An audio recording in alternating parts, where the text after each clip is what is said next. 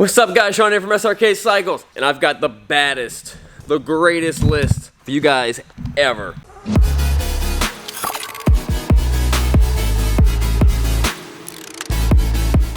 Six things, maybe 7 things, maybe 8 things. I don't really count very well. Actually, my list says 10. 6 things that no one told me about before I started riding, and what things I wish I knew when I started riding. 1, don't ride with dangerous riders, all right? And chances are they're your best friends. All right, here's another thing. On top of that, don't learn from that guy. You think, oh, this guy, he's a horrible driver, he's a maniac, all these things, and you're like, oh, but he rides a motorcycle. He must be a good motorcycle rider. He must be a safe guy. It is not true. He's not a safe guy. Don't learn how to ride. He's gonna teach you bad habits. I remember one time, this motorcycle almost ran into me. You know, I pulled over to make sure he was all right. He didn't drop the bike, but it was, you know, whatever. He was telling me about some friend who was teaching him how to ride a motorcycle, and he's like, yeah, he's teaching me how to, like, you know, draft cars and stuff, and then trying to teach me how to do wheelies. And this guy just learned how to ride like weeks ago. He's a moron. His friend's a moron. Don't learn from people who don't know what they're doing. Always wear boots and gear. I know you're a brand new rider. Listen, I've been there.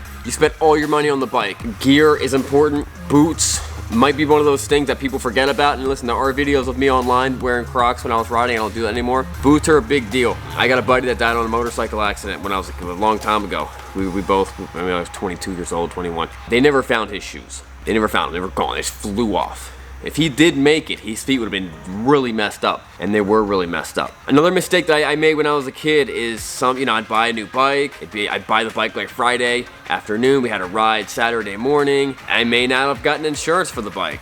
That's a bad idea. That's a pretty bad idea. Make sure your bikes are insured. If you wreck that bike and something happens or someone hits you or something like that, it's gonna be a big deal. If you got pulled over by the cops and they find out that you're not insured, you're gonna get in trouble. If you get pulled over for speeding, they're gonna throw the book at you because you're not, they're gonna get you for any possible thing that they can get you for. Another thing I wish I knew, when I was first learning how to ride, I appreciated one type of bike. Now I guess that's kind of like the open door that gets you into motorcycles, but I was kind of a snob about it, and I would look down upon people who didn't have that type of bike, or I looked up on people that had faster bikes than me. I was a sport bike guy, 600s and liter bikes, and that's all I thought, that's what I thought motorcycling was. I would look at a bike like a TW200 or a Yamaha FC6R or these other bikes that are great bikes that are a blast to drive, or a 390 KTM or something like that, and I would be like, that bike is dumb, my bike is faster. And it's a very ignorant way of looking at it. It's a very small-minded way. Different bikes have different purposes. You could have a lot of fun. Honestly, in some cases, you could have more fun on a smaller bike. I keep on pointing to that bike. There you go, TW200. You could have more fun on those bikes than you can on a bigger, faster bike. It's not just about how fast the bike is. More important is how good of a rider you are. We're gonna get to that in one of these other numbers. It happens to be number 6, the next one. Do not worry. So many guys are worried about going fast. They want to go fast. They want to. Hey, listen, let me break this down for you guys. All right. Any idiot clown with a wrist, maybe not even a wrist, with just an arm or a nub, can go fast on a motorcycle. That's just it's just nobody freaking cares. No one's impressed with how fast you can go down the highway in a straight line. Like the most brand, because the motorcycle does all the work. The motorcycle does everything for you. A brand new rider can jump on the bike, not even know how to use the clutch or anything, and go fast on the highway. It's not impressive. What's impressive is learning how to ride the bike, learning how to stop the bike, learning how to handle the bike, learning how to take a corner fast. Now that's impressive. Learning how to go on gravel and learning when things go bad. That's what's impressive. Learn how to be a good motorcycle rider. When you buy a bike that is so fast, that's way above your abilities, your bike's up here, you're down here, you'll spend all your time just trying to figure out how to tame the bike. Like how to not die because the bike's so fast. Meanwhile, your buddy over here, he's right here, his bike's right here. And him and the bike, he can learn the basics. He's not, his goal in life is not, can I get home without doing a wheelie and backflipping and all that stuff, or running into a tree accidentally. His goal is, all right, I know how to ride the bike, I know how to do the clutch, I'm learning how to step. He's like, let me learn trail braking. Let me try to take this corner a little bit faster. You know, he's trying to use the bike for all it's worth. And if you do that, you'll be on the fast track to be a much better rider than dude who bought, a Ducati Panigale right off the bat and is, every time he rides, he's barely dying. I see those bikes all the time. We get those bikes in the shop all the time.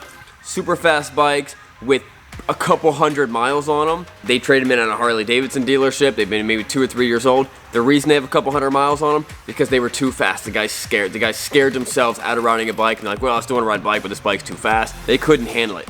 When it comes to sport bikes, step your way up, get something small and light, learn how to ride, get a little bit better, and then you get something fast. I love fast bikes. It's hard for me to find a bike that's too fast for me. You know what I mean? I love fast bikes, but you got to do it right. All right, this one is somewhat questionable because you can help a lot of people out, and maybe you learned how to ride from someone else's bike. Maybe it's not, I'm just gonna throw this out there, maybe it's not the best idea to let your buddy learn how to ride on your bike.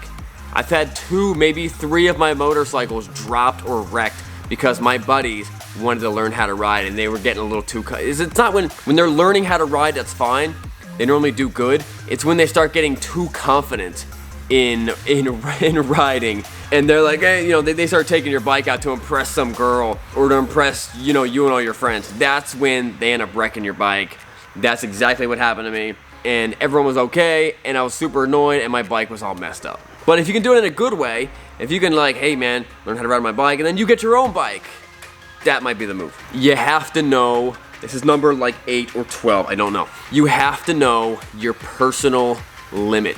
You got to know where, all right, this is how fast I can go. This is how fast I can take the corner. You're going to come in a situation where you're riding with some other guys and they're going super fast. Maybe they can see better than you can. Maybe they can read the road better than you can. Maybe they know the road better than you do. You have to know your limit, because what's going to happen, this happens to every single rider out there. You're riding with a pack of guys. The guy in front, of course, he's in front. He's going the fastest.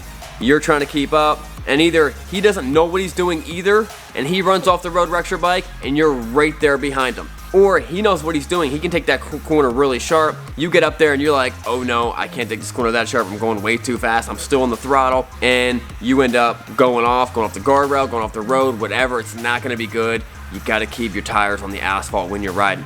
If you know your limits, you'd be like, hey, listen, man, he can let him go ahead. I'll catch up. I know where I'm at. I know my limit. I'm not gonna push them. You don't get better by wrecking your bike. You get better by slowly growing and pushing your, you don't push your limits, but you push your skill a little bit more, every time. And you're like, oh, I can go down a little bit farther next time. That's how you become a better rider. Number 9, you need to be scared of your bike. You need to have a healthy fear of that machine right back there, or any motorcycle. The people who don't have a healthy fear of their bike, they'll jump on their bike with no gear. They jump on their bike thinking everything's gonna be fine. That guy flying down the road going fast has no fear of the bike. Something that I used to do when I was younger, and every once in a while I do it now. I'll go and just look at pictures of horrible bike accidents, and it kind of sobers me up a little bit, and it's like, wow, this is a serious thing. That guy who was riding, he was doing something dumb, he could die. It reminds me, every time one of my buddies or anyone gets an accident, you always wear a little more gear the next time.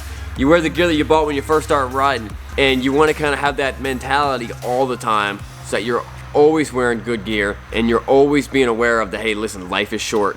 Life is really short, but sometimes life can be even shorter if you're being an idiot and you're not properly protected. And last one, you're not impressing anyone when you're dead. You have the coolest bike out there. If you're dead, it's not that cool. A 250 Ninja from the 80s, upright, or with a rider sitting on it, upright, is cooler than a wrecked 1000 that's in a tree with the rider dead. I'm gonna leave it at that. That's just basically what it is. Guys, don't forget to subscribe. We'll see you guys later. We do a lot of bike reviews. We sell bikes at this dealership, Srkcycles. We ship bikes all over the country. Subscribe. We'll see you guys later.